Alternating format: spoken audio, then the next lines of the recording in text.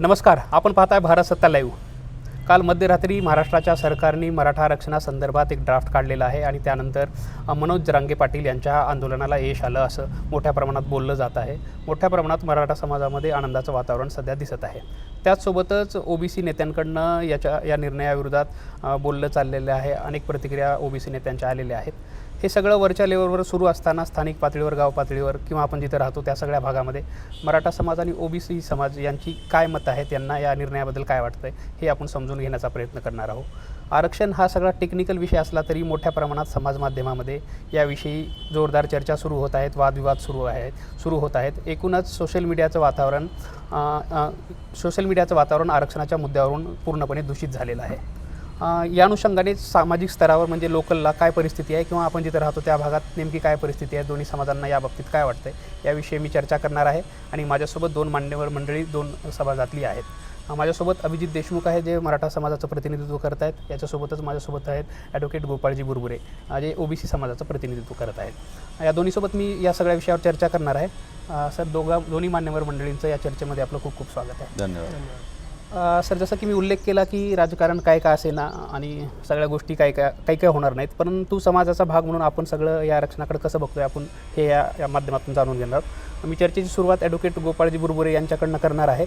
गोपाळजी, तुम्ही ओबीसी आंदोलनामध्ये मोठ्या प्रमाणात सक्रिय राहिलेला आहात. एकूणच आजच्या निर्णयाकडे तुम्ही कसं बघताय? आणि मी उल्लेख केल्याप्रमाणे सोशल मीडियावर वातावरण गढूळ आहे, ग्राउंड लेवलला काय वस्तुस्थिती आहे, या निर्णयाकडे समाज कसा बघतोय? आज आपण जेव्हा या निर्णयाची माहिती सकाळी सर्व माध्यमांना तसंच महाराष्ट्रातील जनतेला कळाली, तेव्हा सुरुवातीला खूप मोठ्या प्रमाणात असुरक्षितता ओबीसी समाजामध्ये या निर्णयामुळं ऐक्यू माहितीच्या आधारे पसरलेली होती. परंतु जेव्हा साक्षात तो मसुदा हाती आला, तेव्हा त्या मसुद्यातील शब्दरचना पाहण्यात आली, तेव्हा या सर्व मसुद्यावर अनेक पद्धतीचे प्रश्नचिन्ह निर्माण या ठिकाणी झालेले आहेत.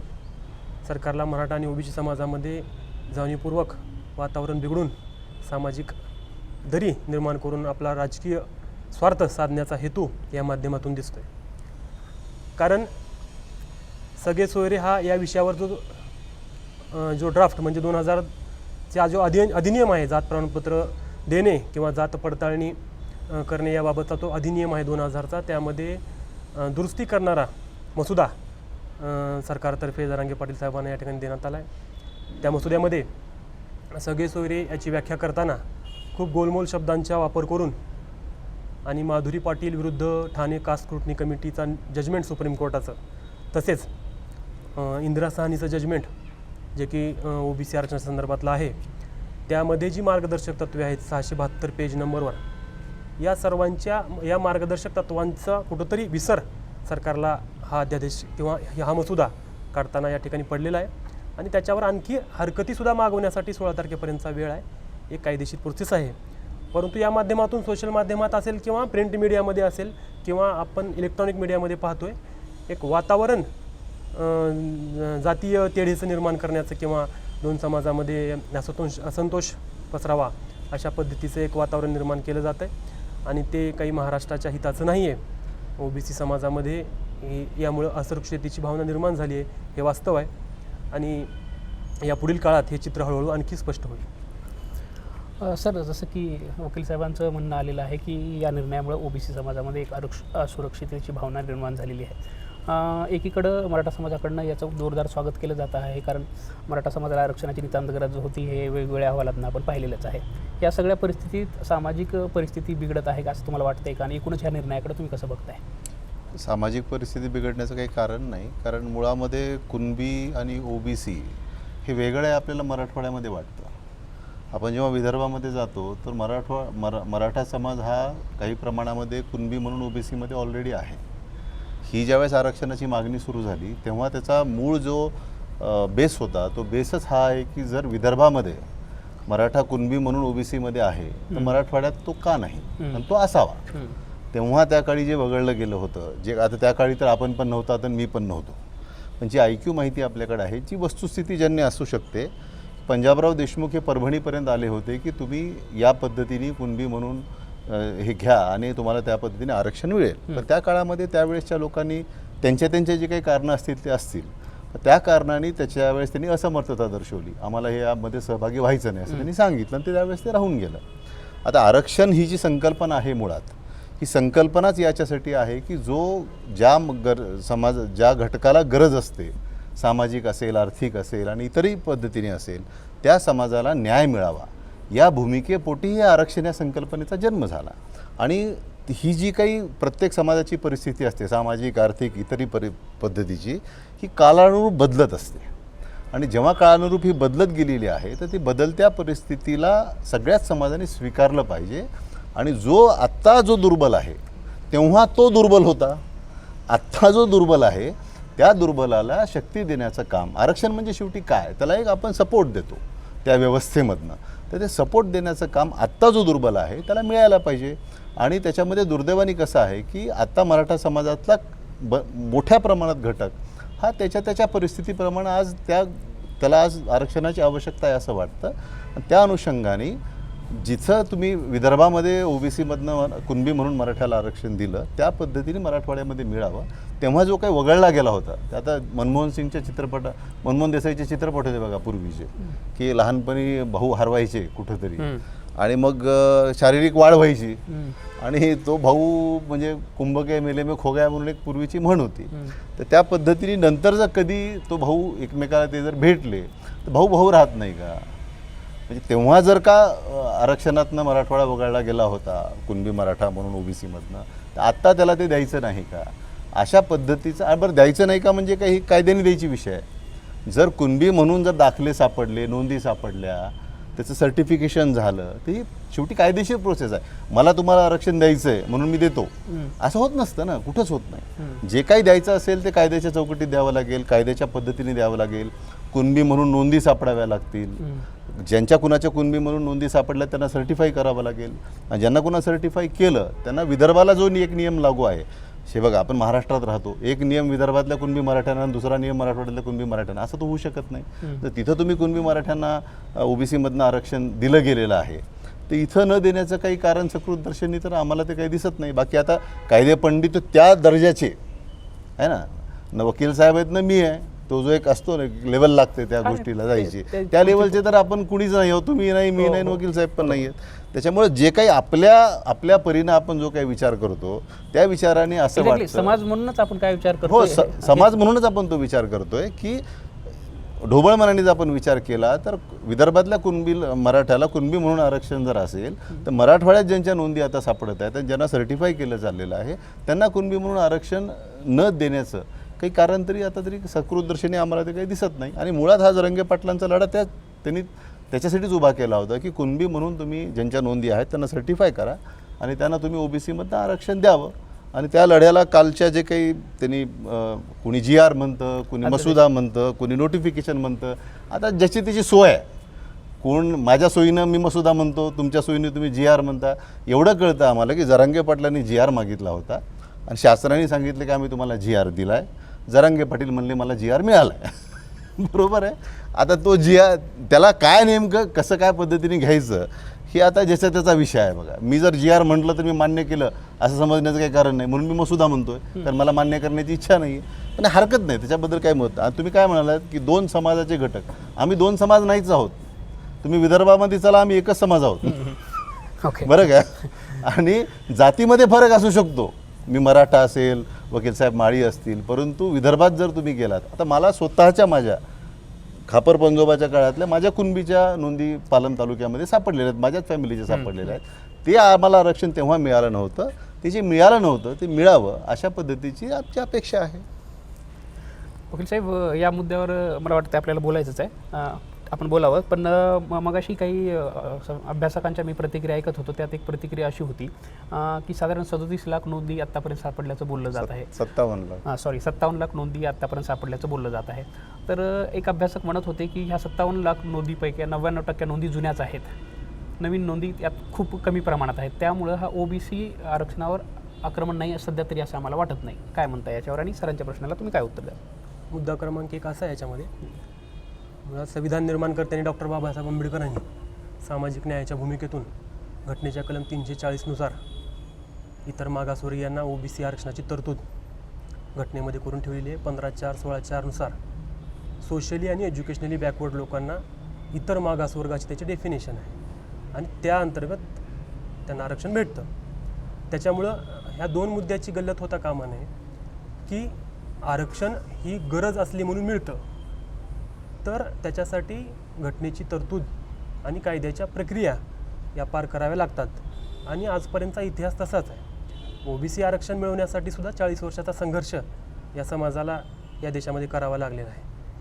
जेव्हा घटनेमध्ये 340 कलमानुसार राष्ट्रीय मागासवर्ग आयोगाची निर्मिती करून OBCच्या जाती या देशामधल्या नोटिफाईड करण्याची जेव्हा गरज होती, तेव्हा खूप मोठा लढा इथल्या आंबेडकरवाद्यांनी, दलित OBCनी उभा केला होता आणि त्याची सुरुवात BD देशमुख आयोगापासून या महाराष्ट्रामध्ये झाली होती. BD देशमुख साहेबांनी त्या कमिशननं इथल्या OBCच्या काही जाती त्यावेळेस सर्वेक्षण करून एक 14% OBC आरक्षणाची तरतूद महाराष्ट्रात केली होती. त्याच्यानंतर कालेलकर आयोग हा नॅशनल बॅकवर्ड कमिशन म्हणून देशभरात त्यांनी सर्वेक्षण केलं होतं.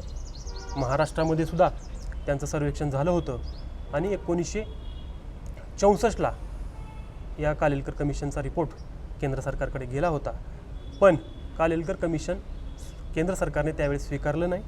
कालेलकर कमिशन एक थंड बस्त्यात तसंच ठेवलं आणि राज्यांना असं सांगितलं की तुम्ही तुमच्या लेवलवर या पद्धतीच्या आरक्षणाच्या तरतुदी तुम्ही करा. यानंतर जे आरक्षण 14% OBC समाजाला या महाराष्ट्रामध्ये मिळत होतं, त्यामध्ये माळी आणि तेली या जातीसुद्धा होत्या. हे वारंवार या आरक्षण लढ्यामध्ये की आमचं आरक्षण कोणीतरी खातं आहे, आमचं आरक्षण आवडायला मारला जातो अशा पद्धतीचे आरोप होतात.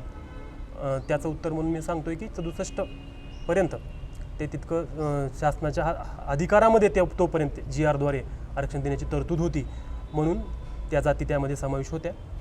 नंतर मंडल कमिशनची नेमणूक 1979ला मंडल कमिशन अपॉइंट झालं. मंडल कमिशननं सर्वेक्षण केलं. मंडल कमिशन लागू करा म्हणून जेव्हा त्याचा रिपोर्ट आला तेव्हा खूप मोठं आंदोलन या देशामध्ये उभं राहिलं. त्याला विरोध म्हणून मंडल विरुद्ध कमंडल हा लढा आपण इतिहासामध्ये पाहिलेला आहे. मंडल कमिशन VP सिंगांनी स्वीकारलं. मंडल कमिशनमध्ये महाराष्ट्रातल्या 201 जाती या OBC आहेत आणि देशभरातल्या 3746 जाती OBC आहेत असं मंडल कमिशननं सांगितलं. 2 वर्ष सर्वेक्षण करून OBCची देशभरातली यादी आणि महाराष्ट्रातली यादी, त्यात विदर्भात ज्या कुणबी मराठ्यांच्या नोंदी आहेत, तेच त्याचा सांगण्याचा समावेश प्रयत्न होता? माझा तेच सांगण्याचा प्रयत्न आहे की जेव्हा हे सर्वेक्षण झाले तेव्हा सगळ्याच जातीचं सर्वेक्षण झालं होतं. त्या महाराष्ट्रातल्या नाही, देशभरातल्या सर्वच जातींचं सर्वेक्षण या ठिकाणी झालं होतं. कालेलकर कमिशननंही सगळ्या जातीमधूनच एखादी जात मागास कशी ठरवायची, कुणासोबत कम्पेअर करायचं, एकट्याचं सर्वेक्षण करून तर मागास ठरणार नाहीत, तर सगळ्या जातीचं सर्वेक्षण करून या कालेलकर कमिशन असेल, देशमुख आयोग असेल, नंतर मंडल कमिशन असेल, त्या सर्वांनी ते सर्वेक्षण करून त्यांची पॅरामीटर्स जी काही मागास ठरवण्याबाबतची सोशली, इकॉनॉमिकली आणि किंवा एज्युकेशनली असतील त्या सर्वांचं अंतर्भूत करून त्या जाती नोटिफाईड केल्या होत्या. त्यामध्ये 83 नंबरला कुणबी जातीची नोंद स्वतंत्र म्हणून आहे, हे मान्यच आहे. मग त्यावेळेस फक्त कुणबी जातीची नोंदच कशी आली त्या ठिकाणी? किंवा मग जेव्हा हे जे आरक्षण मंडल कमिशन स्वीकारल्यानंतर त्याला सुप्रीम कोर्टात चॅलेंज करण्यात आलं. इंदिरा साहनी, त्याला इंदिरा साहनी जजमेंट म्हणून आपण 9 न्यायाधीशाच्या घटनापीठानं इंदिरा साहनीचं जी केस म्हणून आपण ओळखतो, तर त्यामध्ये हे OBC आरक्षण वैध आहे मंडल कमिशन त्यांनी स्वीकारला आणि तेव्हा सरकारला निर्देश दिले याच्यामध्ये राजकीय हस्तक्षेप होऊ नये म्हणून. केंद्र सरकारने यानंतर राज्याच्या लेवलला राज्य मागासवर्ग आयोग आणि केंद्राच्या लेवलला केंद्रीय मागासवर्ग आयोग हे नेमून त्यांच्याकरवी OBCच्या यादीमध्ये हे ज्या बदल किंवा नवीन या जाती घालण्याची प्रक्रिया घालून दिली आणि सरकारकडले ते अधिकार मंडल इंदिरा साहनी ते आयोगांना ते अधिकार दिले. तोपर्यंत ते अधिकार सरकारांकडे आणि OBC आरक्षणाची किंवा एकूणच आरक्षणाची मर्यादा ही 50% असावी असं जजमेंट पण इंदिरा साहनीच्या त्या जजमेंटमध्ये आलं. कारण आरक्षण 13% SCचं या महाराष्ट्रामध्ये अगोदरच होतं, 7% STचं होतं आणि एकूण आरक्षणाची टक्केवारी लोकसंख्येच्या प्रमाणात जर द्यायचं असेल तर 50%च्या वर जाऊ नये. खुल्या प्रवर्गातील गुणवंतांचा हक्क हिरावला जाऊ नये म्हणून 50%ची ती मर्यादा घालण्यात आली आणि हे आरक्षणाची त्याच्यानंतर बापट कमिशन, सराफा कमिशन, खत्री कमिशन हे अनेक आयोग, गायकवाड आयोगापर्यंतचे आयोग सर्व सर्वेक्षण सर्व जातींचं त्या ठिकाणी केलेलं आहे आणि मराठा समाज हा फॉरवर्ड आहे, तो कुठेही मागास नाही. सोशली एज्युकेशनली इकॉनॉमिकली कुठेही ते मागास नाहीत. अशा पद्धतीच्या सर्व आयोगाने रिपोर्ट दिलेले आहे. फक्त गायकवाड समितीनं या ठिकाणी भाजपा सरकार असताना ते सर्वेक्षण केलं आणि तो अहवाल दिला हायकोर्टामध्ये. ते कन्फर्म झालं 12% आणि 13%, पण सुप्रीम कोर्टामध्ये हे आरक्षण टिकलं नाही. आयोगाचा रिपोर्ट त्या ठिकाणी सुप्रीम कोर्टानं मान्य केला नाही. उलट हे आयोगाचा रिपोर्ट मॅन्युप्युलेट आहे, बोगस आहे, किंवा या आयोगाच्या रिपोर्टमधूनच कुठेही मराठा समाज मागास नाही, अशा पद्धतीचे निरीक्षणं 5 मे 2021च्या जजमेंटमध्ये दिलेले आहेत. माझा मुद्दा असा आहे की जर कुणबी आणि मराठा एकच असतं तर आत्तापर्यंतच्या सर्वेक्षणामध्ये इतके राज्य मागासवर्ग आयोगाचे 5 कमिशन आणि केंद्राचे 2 नॅशनल बॅकवर्ड कमिशन इतक्यांचं सांगितले. कुठंही त्या गोष्टीमध्ये साधर्म्य आढळत नाही. दुसरा मुद्दा असा होता की कुणबी ज्यांच्या नोंदी 13 ऑक्टोबर 1967च्या पूर्वी कुणबी नोंदी सापडतील त्यांना आमचा कसलाही विरोध नाही. ज्यांना कुणबी नोंदी 13 ऑक्टोबर 1967च्या पूर्वी ज्यांच्या नोंदी कुणबी म्हणून सापडतील ते ओबीसी आहेतच, त्याच्याबद्दल आमचा कसलाही आक्षेप नाही. हा विषय असा चालू आहे की मराठा आणि कुणबी एकच, हा जो या ठिकाणी रुजवण्याचा प्रयत्न होतोय, तसं त्या ठिकाणी कायद्याच्या किंवा आजपर्यंतच्या कमिशनच्या रिपोर्टवरून असं कुठंही या ठिकाणी सांगत नाही. या गोष्टी सांगायला घटनातज्ञ असण्याची आवश्यकता नाही, कायदे पंडित असण्याची आवश्यकता नाही. हे कायदे सगळ्यांच्या समोर आहेत, वाचता सगळ्यांनाच येतं. आपण घटना वाचू शकतो देशाची, कास्क्रुटनी मॅन्युअल वाचू शकतो. हे जे सगळे रिपोर्ट आहेत ते अवेलेबल आहेत, राज्य सरकारकडून आपण ते अवेलेबल करून घेऊ शकतो. आजपर्यंतचे जितके कमिशनचे अहवाल आहेत ते आपल्याकडे आहेत ना. तरी पण आज हा जो एकूणच वाद निर्माण केला जातो आहे, एकीकडे मसुदा GR जे असेल ते देताना पॅरामीटर्स किंवा जो गाईडलाईन आहेत किंवा आजपर्यंतची कंकरंट जजमेंट आहेत सुप्रीम कोर्टाची या स्क्रुटनी समिती किंवा जात प्रमाणपत्र देणे, पडताळणी करणे याबाबतचे, ते फॉलो करायचे नाही. प्रोसेसला बायपास केलेला, प्रोसेसला बायपास करून मागच्या दारानं कुठंतरी हे सर्व करण्याचा प्रयत्न या ठिकाणी चालू आहे आणि ते चुकीचं आहे असं आमचं म्हणणं आहे. माझा एक प्रश्न जो होता तुम्हाला की एक अभ्यासकार म्हणतायत ओबीसी अभ्यासकाचे की 99% नोंदी ह्या पूर्वीच्याच आहेत आणि याच्यामुळे ओबीसी आरक्षणाला धक्का लागणार नाही, यावर तुम्हाला काय वाटतं? सरकार सुरुवातीला 32 लाख नोंदी सापडल्या म्हणतं, सरकार कधी 54 लाख म्हणतं, कधी सरकार 57 लाख म्हणतं. मग त्यातल्या जुन्या किती, मराठवाड्याचा तो मूळ मुद्दा तर हा मराठवाड्याचा होता. मराठवाड्यातल्या मराठा समाजाच्या ज्या कुणबी नोंदी आहेत त्याचं रेकॉर्ड इथं मराठवाड्यामध्ये अवेलेबल नाही आहे. ते कुठंतरी निजाम स्टेट असल्यामुळे हैदराबादला असेल, बिदरला असेल, यासाठी शिंदे समितीची स्थापना सुरुवातीला करण्यात आली होती आणि तो विषय नंतर कुठंतरी महाराष्ट्रभर सर्वसमावेशक झाला आणि कुठले महाराष्ट्राचे 57 लाख 54 लाख अशा पद्धतीच्या नोंदी सापडल्या असं सरकारचं म्हणणं आहे. सरकारनं कुठेही त्या जुन्या आहेत नव्या आहेत याबाबतची खातरजमा करून आंदोलकांना दिली आहे की नाही याबाबतीत मला माहिती नाही आहे, परंतु बाकी समाजाला सुद्धा याबाबतीत कुठेही असं बाहेर आकडेवारी काढलेली नाही आहे की याच्यातले किती लोक पूर्वीच कुणबी सर्टिफिकेट. कारण आता अभिजित भाई म्हटल्यासारखं की कोकणामध्ये अगोदरच कुणबी समाज मोठ्या प्रमाणात ओबीसीमध्ये आहे, विदर्भामध्ये कुणबी समाज ओबीसीमध्ये आहे, मग त्याच नोंदी तुम्ही परत काढताय का नवीन तुम्हाला सापडल्या आहेत? अशा पद्धतीची कुठलीही क्लिअरिफिकेशन सरकारकडून या ठिकाणी येत नाही. ते येणं गरजेचं आहे असं वाटतं. ते आलं पाहिजे. सर, जसं की वकील साहेबांचं म्हणणं असं आहे की 1967 पर्यंत ज्या नोंदी आहेत त्या सगळ्यांना म्हणजे आरक्षणाचा लाभ मिळायला ओबीसी समाजाचा आक्षेप नाही असं त्यांचं मत आहे. तर एकूणच आता सरकारकडनं पण तो आकडा आलेला नाही आहे. या सगळ्याकडे तुम्ही कसं बघताय? सरकारनं ते क्लॅरिफिकेशन आणणं गरजेचं आहे असं वाटत नाही? निश्चित स्पष्टता दिली पाहिजे. म्हणजे कम्युनिकेशन प्रॉपर नसल्यामुळे हे होतं असं वाटतं. असं नाही आहे. सरकार कदाचित गंभीर नाही आहे किंवा सरकारला वेळ मारून न्यायचा दिसतोय. सरकारने स्पष्टता निश्चित द्यावी म्हणजे दोन्ही समाजाला स्पष्टता मिळेल. पण मी मुळात ओबीसी समाजामध्ये आणि मराठा समाजामध्ये काही वाद आहे हे मी मुळातच नाकारतो. मी पहिल्यापासून म्हणत आलेलो आहे. माझ्या अनेक फेसबुकवरती व्हिडिओ आहेत. माझं मत असं आहे की ओबीसीनी आणि मराठ्यांनी एकमेकाला काही बोलण्याचं कारण नाही आहे. मराठ्यांनी सरकारकडे एक मागणी केलेली आहे, ओबीसीकडे तर मराठ्यांनी काहीच मागितलेलं नाही आहे. आणि ओबीसींना जर काही अडचण असेल तर त्यांनी सरकारला सांगावं की ह्यांना देऊ नका. हे जे एकमेकाला बोलण्याचा प्रकार आहे तो एकमेकाला बोलण्याचा प्रकार टाळला पाहिजे. कारण आपल्याला एकमेकाच्या सोबतच राहायचं, सगळीकडे राहायचं. गल्ली बोळ्यात शेजारी पाजारी मराठा ओबीसी गुण्यागोविंदांनी वर्षानुवर्ष नांदतायत. एकमेकाबद्दल कलुषितपणा मनामध्ये येणं, सगळेच कुणी तुमचा जो काही विषय आहे तो सरकारकडे आहे. तुम्हाला शब्द कुणी दिलाय? मराठ्यांना सरकारने दिलाय. मराठ्यांनी सरकारला बोलावं आणि ओबीसीनी सुद्धा सरकारला बोलावं. एकमेकाला बोलत बसून याच्यामध्ये सामाजिक सौहार्द बिघडून घेण्याचं काहीच कारण नाही. आपण एकमेकाला काहीच देऊ पण शकत नाहीत आणि आपण एकमेकाचं काही रोखू पण शकत नाहीत. जे द्यायचे ते सरकार देईल, जे नाही द्यायचे ते सरकार देणार नाही. त्याच्यामुळे हा विषय आपण इथं थांबवूया की मराठा ओबीसीमध्ये काही वाद आहे हा विषय आपण इथंच थांबवलेला बरं राहील असं मला वाटतं. कारण वादाचं कारणच नाही आहे. मी अभिनंदन करतो की वकील साहेबांनी हे मान्य केलं की कुणबी मराठा जो आहे तर तो ओबीसीमध्ये ऑलरेडी आहे. जसं मी आपल्याला म्हणलं की विदर्भामध्ये तो आहे आणि 67च्या पूर्वीच्या नोंदींना सुद्धा त्यांनी मान्यता दिली, त्याच्याबद्दल मी त्यांचं अभिनंदन करतो. आणि हे सत्य आहे. आता मी म्हटलं ना, माझ्या स्वतःच्या घरच्या नोंदी पालममध्ये सापडल्यात, निजामला नाही, हैदराबादला नाही, कुठंच नाही. झाले काय भानगड की ज्या ह्या नोंदी आहेत ना, ह्या शोधण्याचाच कधी प्रयत्न झाला नाही. आत्ता ह्या मनोज जरांगे पाटील यांच्या आंदोलनामुळं कमीत कमी एवढं तरी झालेलं आहे. मी काल जे झालं आहे हे म्हणजे सर्वस्व मिळालं आहे असं मी मानत नाही. माझं मत आहे की ही प्रक्रिया हिला वेळ लागणार आहे, पण कुठंतरी सुरुवात तरी त्या गोष्टींची झाली. म्हणजे नोंदी शोधणं, आता माझ्यासुद्धा मोबाईलमध्ये आत्ता आमच्या फॅमिलीच्या नोंदी आहेत, म्हणजे मला फोटो काढूनच आमच्या भावाने पाठवलं. तर नोंदी सापडणं ही पहिला टप्पा झाला. हे पण कधी होत नव्हतं. आता सापडल्यात, त्याचं सर्टिफिकेशन होईल. सर्टिफिकेशन झाल्याच्या नंतर नॅचरली जे कुणबी म्हणून जे विदर्भामध्ये ओबीसीमध्ये आहेत ते नॅचरली तिथं जाणार आहेत. नैसर्गिक न्याय आहे हा, इतके दिवस मिळाला नव्हता.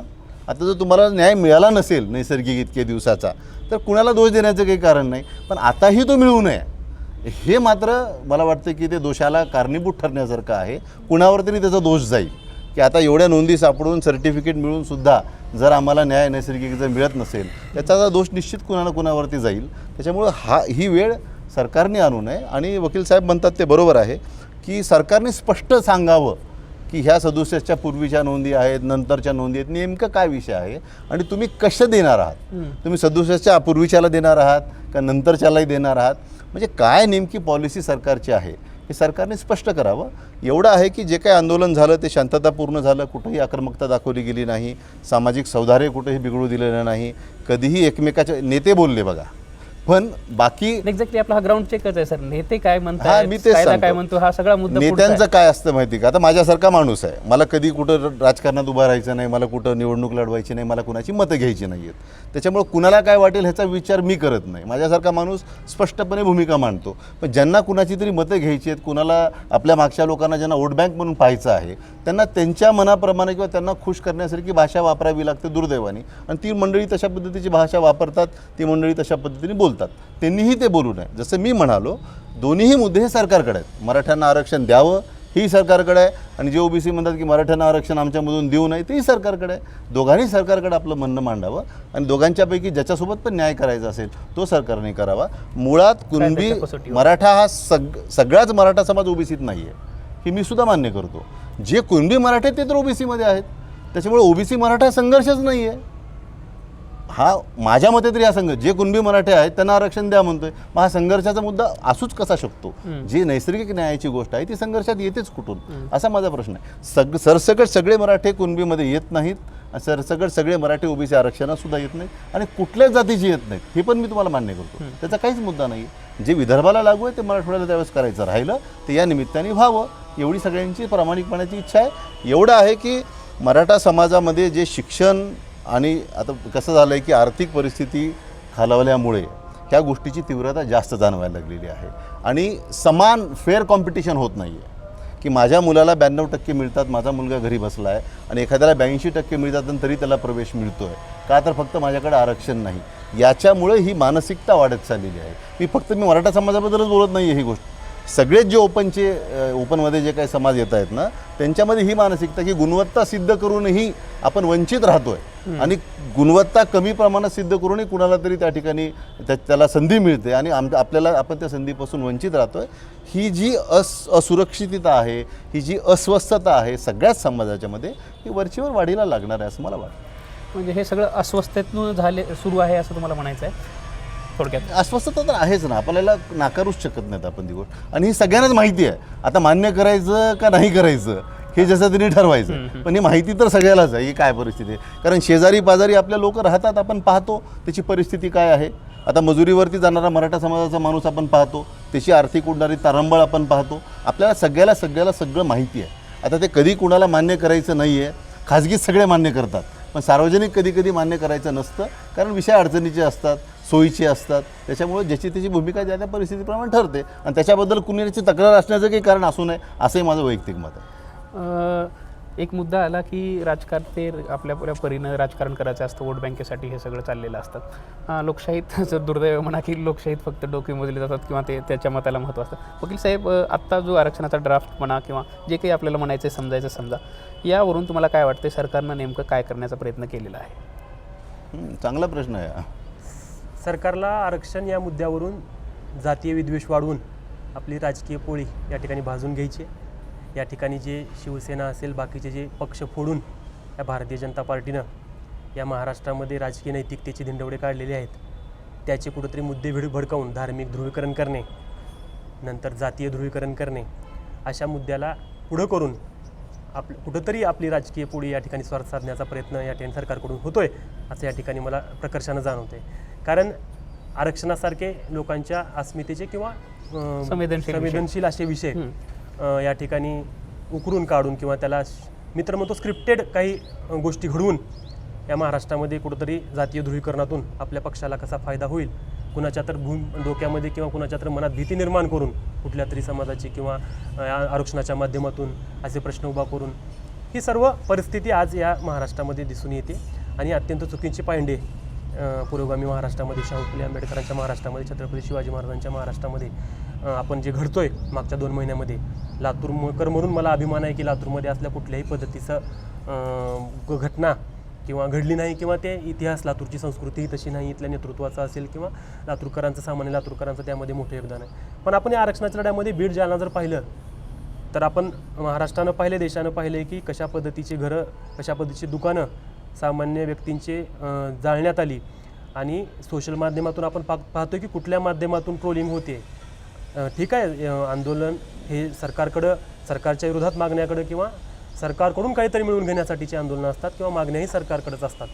आणि मग ज्यांना असुरक्षितता वाटते तेही लोक सरकारकडेच मागण्या करत असतात की आमच्या संविधानिक हक्काचं संरक्षण करण्याचा आम्हाला अधिकार आहे आणि आम्ही तो सरकारकडेच मागतोय. करेक्ट. ह्या दोन्ही गोष्टी बरोबर आहेत. मग हे महाराष्ट्रामध्ये रस्त्यावरचा संघर्ष कोणी निर्माण केला? महाराष्ट्रामध्ये जाळपोळ करणारे लोक कोण होते?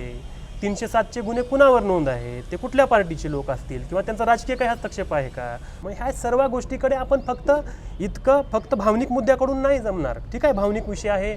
आज आरक्षणाची तरतूद का करण्यात आली आहे तर पिढ्यानपिढ्या या जातीय उतरंडीमधून वंचित समाजाला, ज्याला गावात घर नाही, शिवारात शेत नाही, बाजारात दुकान नाही, अशा पद्धतीचे अनेक समाज जाती, पालावर राहणारे, डोंगरावर राहणारे, भटके विमुक्त, काय आपले ते मरेईवाले, पोपटवाले असतात, परत नंदी बैलवाले असतात, असे अनेक लोक आहेत या आरक्षणाच्या ह्याच्यात. पोटजाती त्यांचं 450-500च्या आसपास ओबीसी मध्ये ह्या जाती आहेत, ज्यांचं आणखी कुठलं कार्डच निघालं नाही, आधार कार्ड निघालं नाही, पॅन कार्ड निघालं नाही, त्यांना अजून आरक्षणाचा लाभही भेटला नाही.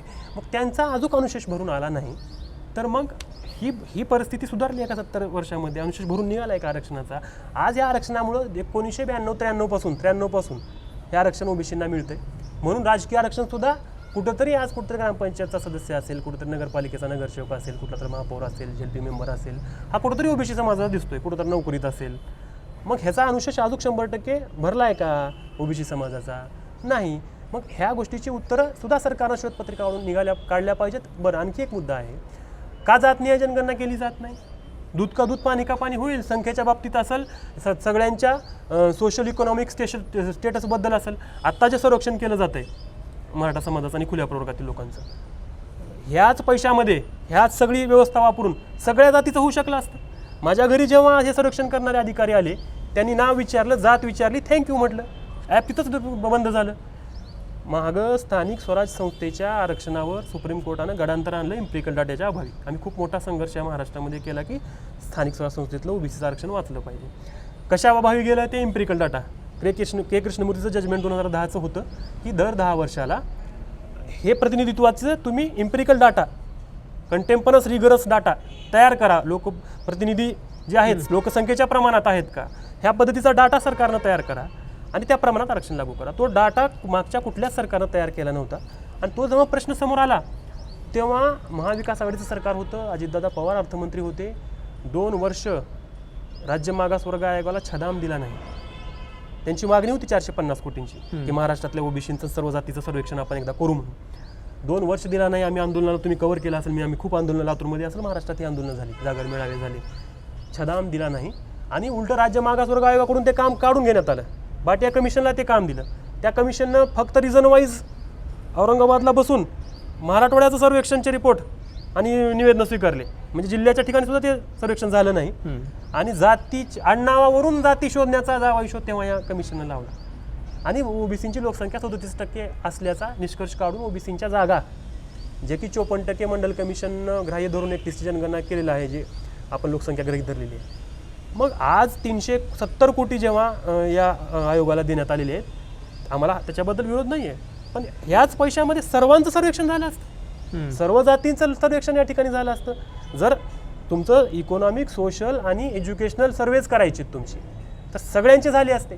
मग कुठंतरी हा राजकीय ओबीसींना कुठंतरी या सर्व त्यांची संख्या कळाली नाही पाहिजे. अरे निदान संख्या तरी कळू शकली असती, तुमच्या कुटुंबात किती लोक आहेत, अशा पद्धतीचा सुद्धा प्रश्नावली मुद्दा तुमच्या लक्षात आला की राजकीय हेतू प्रेरित सरकारचं सगळं स्टंट असल्याचं आपल्याला वाटतंय. सर, आता बोलणं होतं की हा सगळा राजकीय हेतू परस्पर चाललेला आहे. तसं भाजप हा म्हणजे भाजपचा कोर वोटर हा ओबीसी मानला जातो. तुम्हाला खरंच वाटतंय का भाजप ओबीसी विरोधात असं करेल? नाही, आज तर कसं आहे की मुख्यमंत्री म्हणून एकनाथ शिंदे त्या ठिकाणी स्थानापन्न आहेत आणि मुख्यमंत्र्याच्या अधिकारात मुख्यमंत्र्याकडे ही मागणी केली गेली आहे. सरकारच्या प्रमुखाकडेच आपण मागणी करतो. सरकारच्या प्रमुखाकडे मागणी केली गेल्याच्या नंतर जे काही मागणी केली गेली जरांगे पाटील यांच्याकडनं, जे काही त्यांना पॉईंट्स दिले गेले, वारंवार जाऊन सरकारचे लोक जरांगे पाटील यांना भेटत होते आणि वेगवेगळ्या मुद्द्यांवरती चर्चा होत होती आणि वेगवेगळे पॉईंट्स ते जरांगे पाटील यांच्याकडनं घेऊन जात होते. तर जेवढे काही मुद्दे, जेवढे काही पॉईंट त्यांच्याकडनं ते घेऊन गेले, तर कालच्या त्यांच्या घोषणेमध्ये जरांगे पाटलांनी असं सांगितलं की जेवढे मुद्दे आपण सरकारला दिले होते ते सगळ्या आपल्या मागण्या त्या सरकारने मान्य केलेल्या आहेत. आता त्या नेमकं काय मागण्या केल्या होत्या, नेमक्या किती मागण्या मान्य झालेल्या आहेत, याच्या काही विस्तृत आपण ठीक आहे सर, ते येतील तेव्हा येतील. पण आता जो चर्चेतनं निघाला सूर की बाबा हा सगळा राजकीय म्हणजे राजकीय एक अजेंडा ठेवून करण्यात आलेलं हे सगळा विषय आहे. पण भाजप जो ओबीसीचं राजकारण कित्येक वर्षापासून करत आलेलं आहे, तुम्हाला वाटतं की ओबीसी म्हणजे काय भाजपची मालमत्ता नाही हो, असा हा फार मोठा चर्चेचा गैरसमज आहे. आता वकील साहेब काँग्रेसमध्ये आहेत, असं नाही की आता आपण लातूरपुरतं जर बोलायचं झालं तर विक्रांत गोजमुंडे, दीपक सूळ, वकील साहेब, किसवेताई आमच्या, असं नाही आहे. हा कशासाठी ओबीसीला पूर्णपणे भाजपच्या झोळीत आपण टाकतोय मला काही कळत नाही, लक्षात येत नाही. कुठलीही एक जात पूर्णपणे का कुठल्याही राजकीय पक्षाकडे नसते. प्रमाण कमी जास्त असतं, कुणाकडे तरी जास्त प्रमाणात असतात, कुणाकडे तरी कमी प्रमाणामध्ये असतात. परंतु हे अगदी ओबीसी पूर्णपणे म्हणतो ना आपण की नवरीला जसं सासरी जाताना एक रसद देऊन पाठवली जाते, असं काही ओबीसी भाजपला रसद देऊन पाठवलेला अशातला भाग नाही आहे. आणि काँग्रेसनी नेहमीच ओबीसी सोबत न्याय केलेला आहे, हा इतिहास आहे. आता हे ज्या आरक्षणाची गोष्ट वकील साहेबांनी केली ते आरक्षण काँग्रेसच्याच काळात मिळालेलं आहे. किंवा आधी यलम समाज जो आदरणीय विलासराव देशमुख साहेबांनी यलम समाजाला ओबीसीमध्ये घेतलेला आहे. म्हणजे हे सगळे निर्णय जे ओबीसी हिताचे झालेले ते काँग्रेसच्या काळात झालेले आहेत, काँग्रेसने केलेलं आहे. जेव्हा ओबीसी आमचा आहे, असं काही भाजपचं आहे असं समजण्याचं काही कारण नाही. आपण आता हे पर्स्पेक्टिव्ह बनवलं जातं की हे तिकडं आहे, तो तिकडं आहे, तो तिकडं आहे, तसं काही समजण्याचं कारण आहे असं मला वाटत नाही. ओबीसी निश्चित, आता लातूरपुरते तर मी तुम्हाला 5-7 नावं मीच ऐकून दाखवले आणि मागच्या जर तुम्ही इतिहासामध्ये गेलात तर अनेक चांगले चांगले नेते ओबीसीमधले काँग्रेस पक्षामध्ये सक्रिय राहिलेले आहेत, महाराष्ट्रामध्ये सक्रिय राहिलेले आहेत.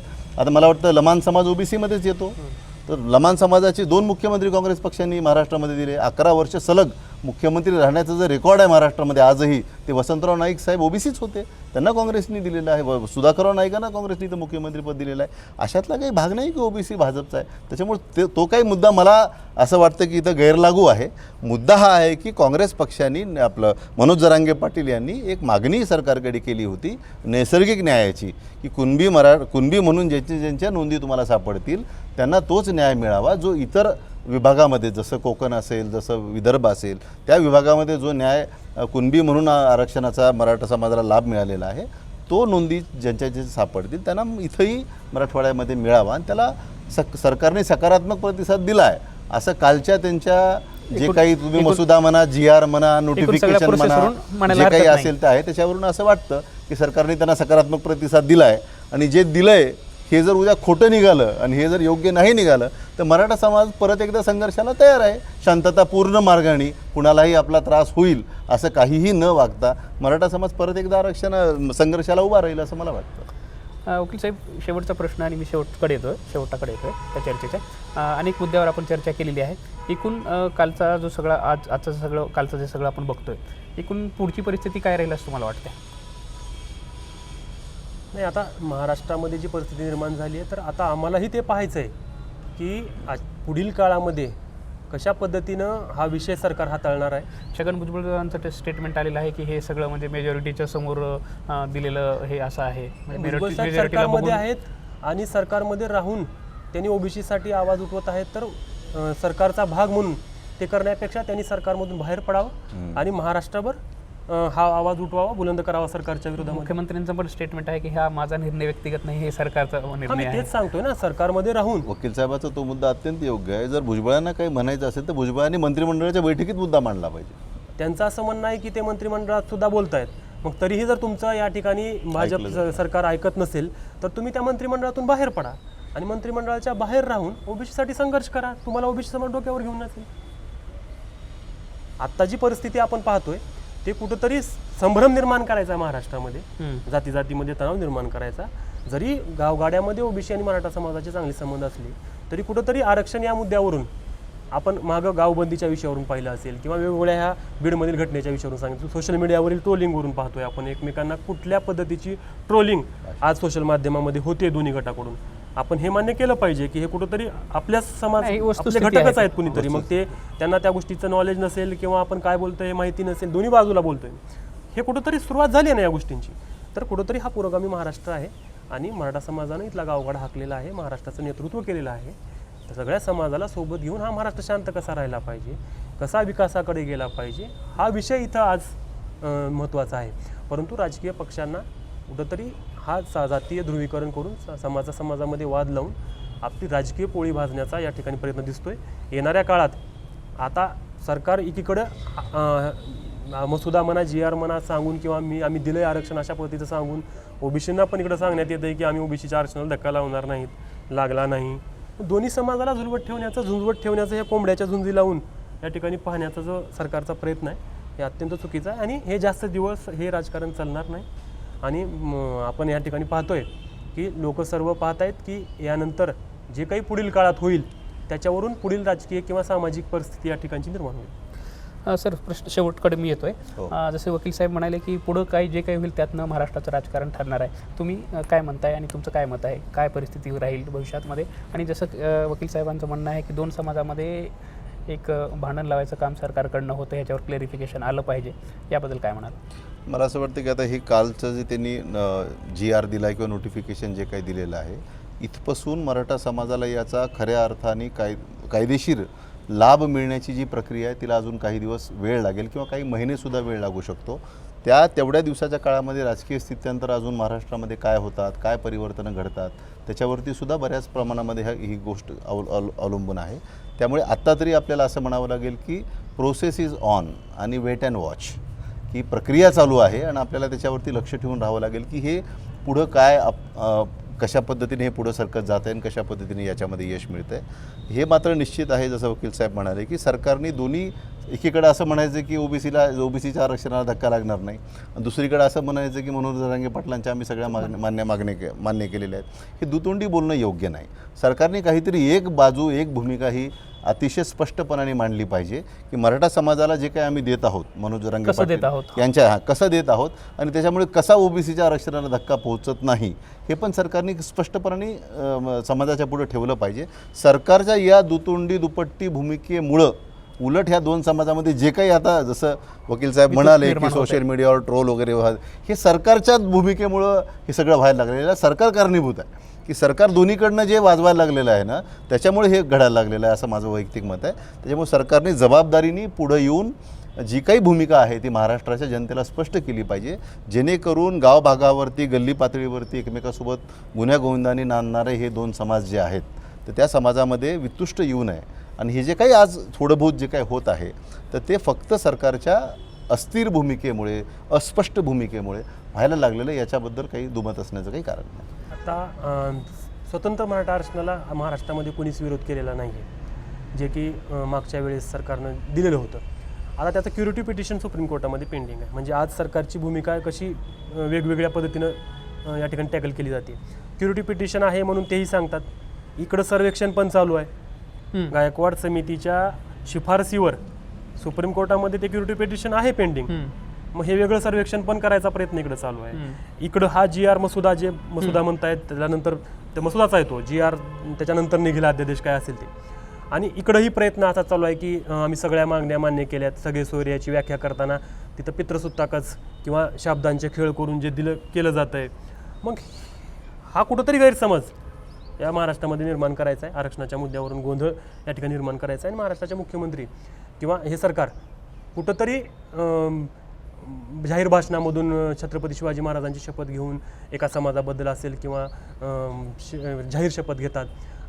कुठलेही मंत्री असोत त्यांना या महाराष्ट्रातले सगळे समाज आणि सगळ्या समाजाबद्दलची आस्था असली पाहिजे, कुणालाही फेवर कुणालाही बायस असण्याचं सरकार म्हणून हे काही योग्य नाही आहे आणि सगळ्यांना न्याय मिळायला पाहिजे. सगळ्यांच्या कायदेशीर हक्काचं संरक्षण करण्याचं काम राज्य सरकारचं असतं आणि ते कुठंतरी आता ते होताना दिसत नाही आहे. कुठंतरी समाजामध्ये भावनिक मुद्द्यांना हात घालून किंवा एकमेकांच्या पुढे उभा करून कुठंतरी हे सर्वेक्षणं चालू आहेत, प्युरिटी पिटिशन पण आहे, आम्ही इकडे प्रेशर रिलीज करण्याचं माध्यम तुम्हाला वाटतं हे सगळं जे सुरू आहे आणि मग परत समाजाची फसवणूक करणे, इकडं ओबीसीना ती समाजाची भीती दाखवणे किंवा त्यांना आम्ही संरक्षित करतोय अशा पद्धतीचं दाखवणे, ह्या सगळ्यातून कुठंतरी पॉलिटिकल काहीतरी गेन करण्याचा आणि महाराष्ट्रामध्ये राजकीय पोळी भाजण्याचा प्रस्तावित सरकारचा या ठिकाणी प्रयत्न मला स्पष्ट दिसतोय.